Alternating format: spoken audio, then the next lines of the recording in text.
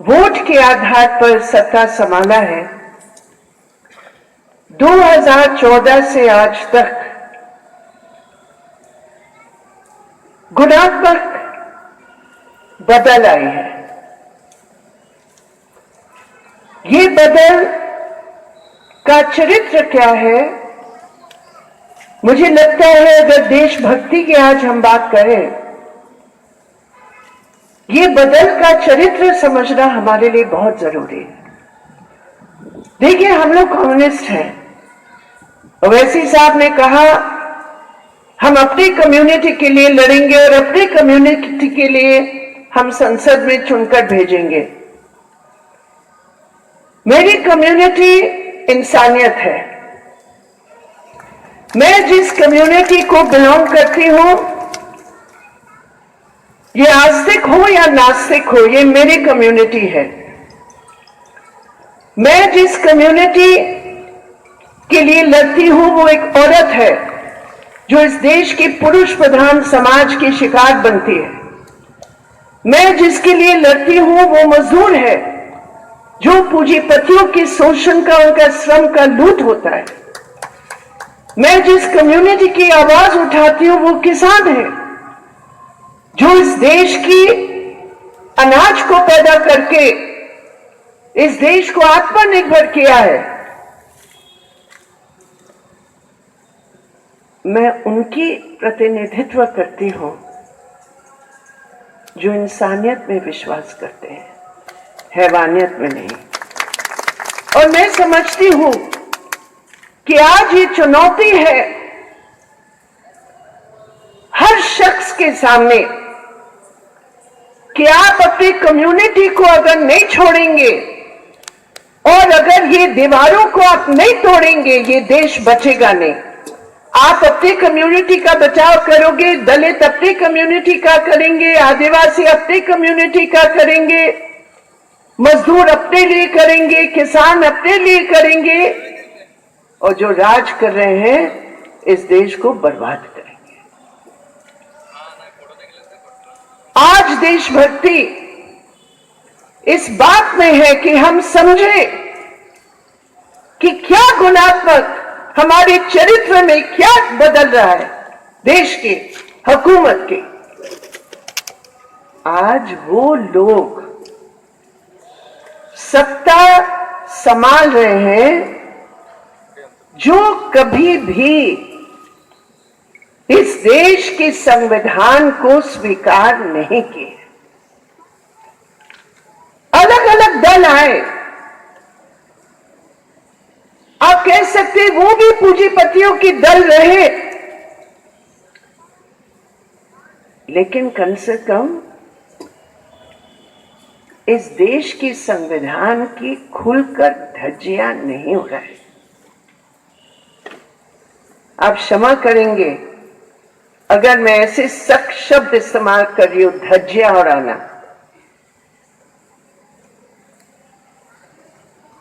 जब देश आजादी की लड़ाई में करोड़ों देशवासी लगे, कुर्बानी दी, औरत मर्द हर कौम की, हर जाति की, समझते थे कि बगैर यूनिटी के देश आजाद नहीं हो सकता। लेकिन ब्रिटिश हुकूमत की क्या समझ थी? 1857 की एक होकर लड़े और बहुत जबरदस्त चुनौती दिए इस हुकूमत को। उस समय वो समझ गए कि अगर हमें हिंदुस्तान में राज करना है तो हमें हिंदुस्तान की जनता को उस धर्म को इस्तेमाल करके और अलग अलग हथियार इस्तेमाल करके, सामाजिक हथियार इस्तेमाल करके हमें विभाजन करना है। डिवाइड एंड रूल पॉलिसी जो कॉलोनियल पावर का रहा, उसी पॉलिसी के तहत 1925 में आरएसएस का जन्म हुआ। ये इतिहास को हम नहीं भूल सकते। आज की मौजूदा स्थिति को अगर हमें समझना है, उस इतिहास को हम नहीं भूल सकते। जन्म हुआ उस ब्रिटिश की डिवाइड एंड रूल पॉलिसी, विभाजन करो और राज करो। 1925 से लेकर 2022 तक इस नीति के आधार पर ये लोग चले हैं। ये बीजेपी है क्या? ये बीजेपी आरएसएस का राजनीतिक फ्रंट है। ये संघ परिवार के नाम पर बजरंग दल, विश्व हिंदू परिषद, कौन कौन सी सेना बने हैं, रोज कोई नया खड़ा हो जाता है। माइनॉरिटीज के अंदर भी एक प्लेटफॉर्म बना है, लेकिन खबरदार, तुमने आरएसएस के सदस्य की बात कही, वो तो कभी नहीं मिल सकता। और उस आधार पर जब 1950 में देश का संविधान पारित हुआ, डॉक्टर बाबा साहब अंबेडकर के नेतृत्व में, उस समय जब देश जश्न मना रहा था कि हमारा कैसे संविधान बना है जिसमें हर एक को, हर नागरिक को बराबर का अधिकार है, हर धर्म को बराबर का अधिकार है, जाति प्रथा के खिलाफ, औरत मर्द की लिंग भेद के खिलाफ बराबर का अधिकार है। उस समय आरएसएस का पत्रिका, जो मैगजीन है दी ऑर्गेनाइजर, उसमें लिखा था ये देश के संविधान भारतीय नहीं है। अगर भारतीय संविधान हमें चाहिए तो उसका आधार होना चाहिए मनुस्मृति। मनुस्मृति का मतलब जो अपर कास्ट, एलिटिस्ट, ब्राह्मणिकल विचारधारा का तथा कथित हिंदू के नाम पर जो उच्च जाति के विचारधारा के आधार पर वो मनुस्मृति,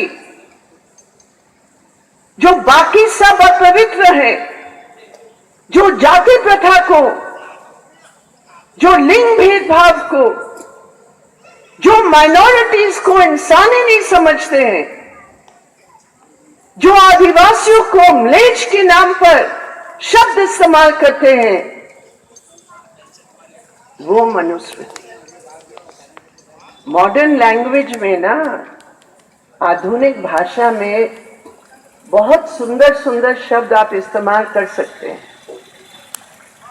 लेकिन उसका जो बीज है, उसका जो कौ है, उसका जो केंद्र है, हमारे देश में गुणात्मक परिवर्तन ये है कि राज करने वाले इस देश के संविधान को नहीं मानते हैं। और इसलिए मैं स्पष्ट शब्दों में कहती हूं, देश के लिए, जनता के लिए सबसे बड़ा खतरा कोई विदेशी शक्ति हमारे देश को बुरी नजर से जरूर देख सकते हैं, लेकिन सबसे बड़ा खतरा आज हमारे देश के लिए कोई विदेश की शक्ति नहीं है, स्वयं हमारे देश के राज करने वाली शक्ति हमारे देश के सामने सबसे बड़ा खतरा पैदा कर रही है। ये गंभीर सच्चाई है, और इस सच्चाई की जो गंभीरता अगर आज हम नहीं समझते, और अगर हम संकीर्ण समझ को लेकर इस संघर्ष में उतरते हैं, तो मेरे प्रिय भाइयों और बहनों,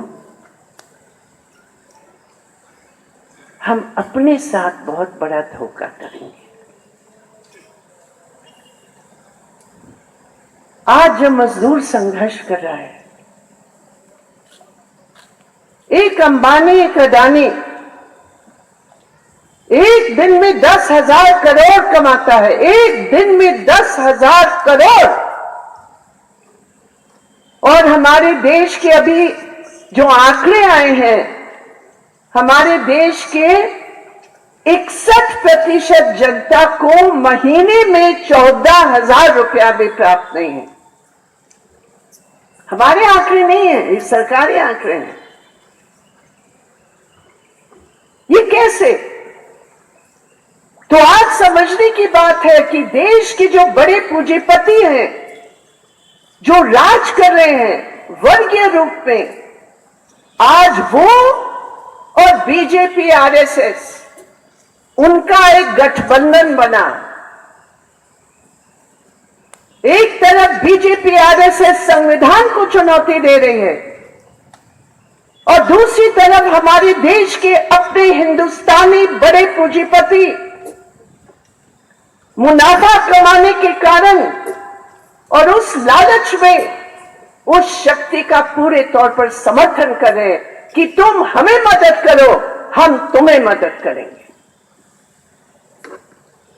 ये क्या मजाक है कि आज चुनाव में इलेक्टोरल बॉन्ड के नाम पर आपको बताने की जरूरत नहीं है कि आप कितने हजार करोड़ रुपया किसी पार्टी को दे रहे हैं। बताने की जरूरत है। बैंक में जाओ और बोल दो कि 10,000 करोड़ रुपया फलाना पार्टी को देंगे। जनता से वो बात छिपी रहेगी, क्योंकि जनता को अगर पता चलता है कि ये बड़े पूंजीपति घराना ने बीजेपी आरएसएस को इतना पैसा दिया, तो वो समझ लेंगे कि गठबंधन क्या है। इसलिए कानून पारित कर लिया कि बताने की जरूरत नहीं है भैया कि हम तुम्हें कितने पैसे दे रहे हैं। हम तुम्हें पैसे देंगे, तुम ऐसे नीति बनाओ कि पूरे देश भर की एयरपोर्ट हो, देश भर की रेलवे ट्रैक हो, देश भर की इंश्योरेंस कंपनी हो, देश भर की उद्योग हो।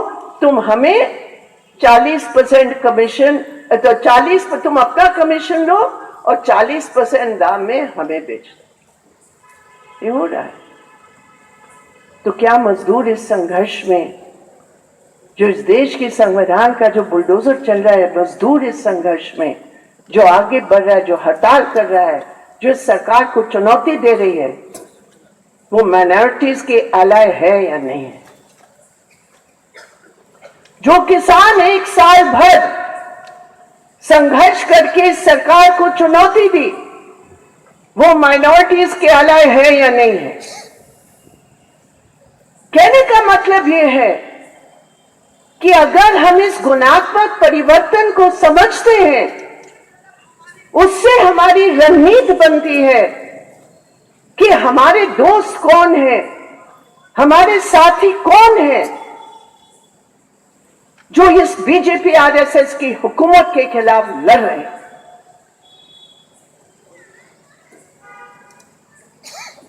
आज हो क्या रहा है? हमारे साथी यहां बैठे हैं जो कुरैशी मीट ट्रेडर्स की ऑर्गेनाइजेशन के हैं।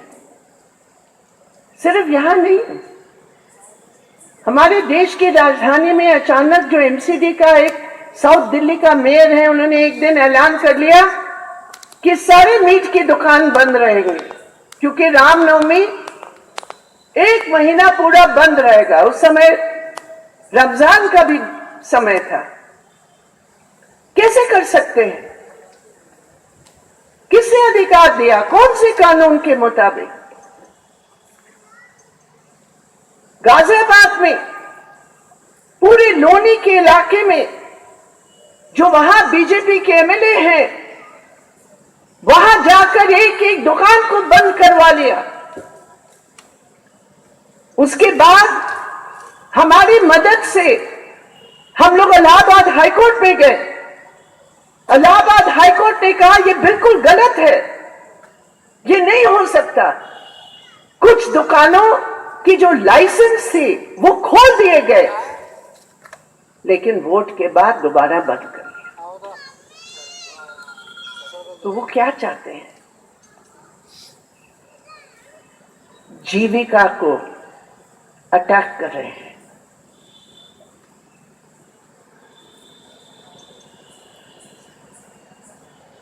सचार कमेटी की रिपोर्ट नीला जी ने कहा, वो तो 15 साल पुरानी रिपोर्ट है, वो एक बेस है हमारे लिए, वो दिखाता है जो सच्चाई है। लेकिन आज जो माइनॉरिटी कम्युनिटी के साथ जो आर्थिक पैमाने पर जो उनकी आर्थिक जीविका के लिए जो साधन है, जिस प्रकार का हमला हो रहा है, मैं तो कहती हूं जैसे गौ हत्या के नाम पर जितने मॉब लिंचिंग के केसेस हुए हैं, लोग सोचे ये तो मुस्लिम ट्रेडर का है, ये तो मुसलमानों के ऊपर है, तो हम तो बचे हैं। लेकिन मध्य प्रदेश में क्या हुआ? आदिवासियों के घरों में घुस घुसकर यही संघ परिवार के लोगों ने हत्या की, गौ हत्या के नाम। झारखंड में क्या हुआ? वही आदिवासियों के नाम, गौ हत्या के नाम पर जाके आदिवासियों की हत्या हुई।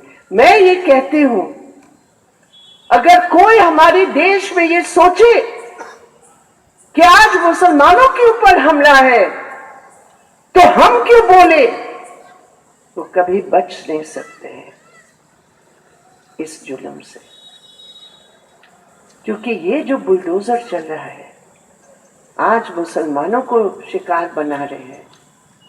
लेकिन मैं ये कहती हूं, minority right is an Indian right. Minority का अधिकार एक भारतीय का अधिकार है, और भारतीय नागरिक का अधिकार को अगर आप बुलडोज कर रहे हैं तो कोई भी नागरिक नहीं बच सकता है, क्योंकि ये देश ही नहीं बच सकता। इसलिए मैं कभी भी माइनॉरिटी राइट्स को, मुसलमानों के राइट्स को मैं नहीं मानती हूं। मुसलमानों की राइट्स तो है ही, लेकिन मुसलमानों की राइट का मतलब क्या है?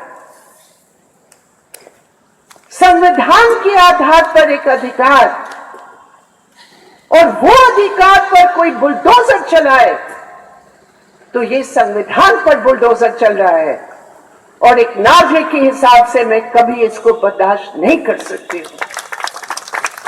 क्या हुआ जहांगीरपुरी में?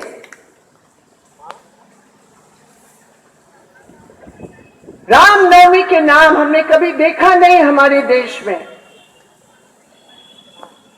कि धर्म का त्योहार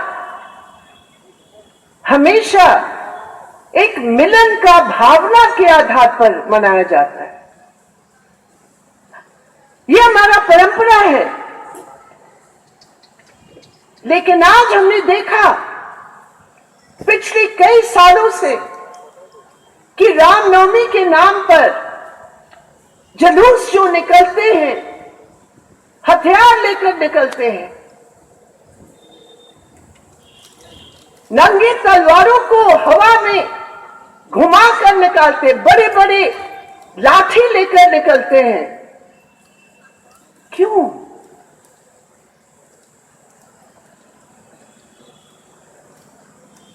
और जबान पर जो नारे लगाते हैं, कोई भी धर्म किसी को इजाजत नहीं देती है। जो गंदे, गलत, भड़काने वाले नारे लगाते हैं माइनॉरिटीज के खिलाफ, सारे वीडियो हैं, सब सुन सकते हैं।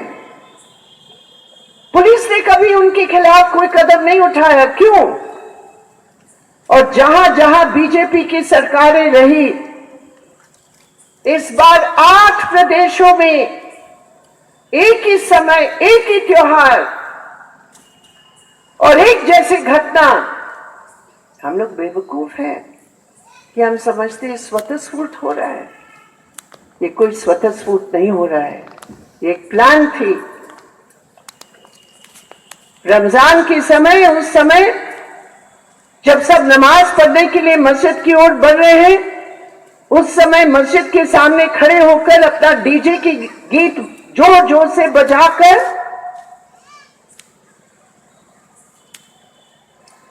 और फिर कहते हैं एक तरफा कार्रवाई,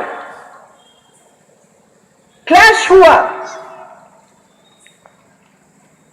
उकसाने के बाद भड़काव वाले नारे, हमला करने वाले नारों जो उस जुलूस में गए, और उसके बाद जो विवाद हुआ, जो क्लैश हुआ, पत्थरबाजी दोनों तरफ से, एक जगह नहीं 8 प्रदेशों में। और उसके बाद क्या हुआ? खरगोन में क्या हुआ? मध्य प्रदेश में जहां बीजेपी की सरकार है, क्लैश करवाया। उसके बाद पुलिस गई, बगैर नोटिस की, कभी था ही नहीं वहां उस समय, लेकिन बुलडोजर को लेकर उसका घर पूरा गिरा दिया। एक विधवा औरत थी जिसको 5 साल 8 साल इंतजार करने के बाद सरकारी आवास योजना के नाम पर उनका छोटा सा मकान बनाया, बुलडोजर ने आकर उसका मकान गिरा दिया। क्यों? क्योंकि वो मुसलमान है। जज भी वो, वकील भी वो, सजा देने वाले भी वो, गिरफ्तार करने वाले भी वो। कौन सा देश का कानून है? कोई सभ्य देश का कानून है? इसलिए मैं कहती हूं कानून का धज्जिया उड़ा रहे। शांतिपूर्ण तरीके से निकल के घर चले गए लोग, कोई घटना नहीं घटी। लेकिन तीसरी बार जब वो आए बगैर पुलिस की इजाजत की, इंडिया टुडे की वीडियो में दिख रहा है तलवार, लाठी और 2 के हाथ में पिस्तौल। पुलिस ने जुलूस को रोका नहीं। पुलिस उस जुलूस के साथ एस्कॉर्ट के रूप में चले। जब हमने स्पेशल सीपी को पूछा बाद में कि आपने जुलूस को रोका क्यों नहीं, उन्होंने कहा अगर बहन जी अगर हम रोक लेते मैडम, भगवा झंडा है तो हम जो मर्जी कर सकते। ये दिल्ली है, ये देश की राजधानी है, ये कोई दूर गांव की बात नहीं है। और वहां ठीक मस्जिद के सामने खड़े होकर वही हुआ जो मैंने आपको बताया। और 20 अप्रैल को क्या हुआ? बीजेपी के अध्यक्ष एक चिट्ठी लिखता है और कहता है ये सब बांग्लादेशी रोहिंग्या है, ये सब गैर कानूनी है, जाओ बुलडोजर लाओ मध्य प्रदेश से, यूपी से और उसको तोड़ो। और वही हुआ। किसके घर तोड़े, क्या तोड़ा? मैं जब वहां पहुंची, सुप्रीम कोर्ट ने 1050 पर ऑर्डर दिया, स्टेटस को का ऑर्डर। वहां दूर है जहांगीरपुरी हमारे ऑफिस से। पहुंचते पहुंचते 11:45 बज गया, मतलब 1.5 घंटा 2 घंटे के अंदर। लेकिन फिर भी बुलडोजर चल रहा था। किसके ऊपर? हमने जांच की बात में 120 परिवार उस जहांगीरपुरी में कौन है? मेरी प्रिय बहन, आप समझ लो, उसके 67 उनमें से जो तोड़ा गया वो औरतों की वो रेड़ी था, वो काठ का बना हुआ वो होता है ना, जो सब्जी बेचते हैं या कुछ बेचते हैं। बुलडोजर की जरूरत है, बोले कि ये सब गलत है, बुलडोजर लाकर एक रेड़ी को तोड़ने के लिए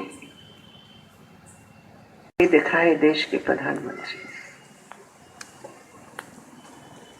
और हम लोगों ने कहा कोई बचेगा नहीं। वे जब गरीब एक बस्ती में रहते हैं, साथ में मुस्लिम है, साथ में हिंदू है, और जब बुलडोजर चला तो हमने देखा मुसलमानों को टारगेट किया, लेकिन वहां जो हिंदू गरीब रहता है वो भी नहीं बचा। इसमें मथुरा में कुतुब मीनार के बारे में, ताजमहल के बारे में तमाम पिटीशंस कोर्ट में हैं, और कुछ अदालत ऐसे हैं जो उसको स्वीकार कर रहे हैं। कहां लेकर जा रहे हो हमारे देश को? खुद 1991 में एक कानून बना है, उस कानून में स्पष्ट है अयोध्या के विवाद के बनने के बाद कि और कोई भी धार्मिक स्थान का चरित्र जो 1947 15 अगस्त में जैसे है वैसे रहेगा, उसका चरित्र नहीं बदल सकते हैं।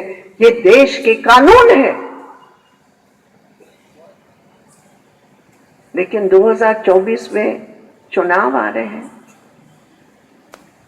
और उस चुनाव के पहले ये सरकार और बीजेपी आरएसएस को अपना एजेंडा तैयार करना है। अपने दोस्तों के साथ हाथ मिलाकर उस चुनाव की एजेंडा तैयार कर रहे हैं। वोट जोड़ने के लिए कोई देश को तोड़ता है तो ये है बीजेपी आरएसएस।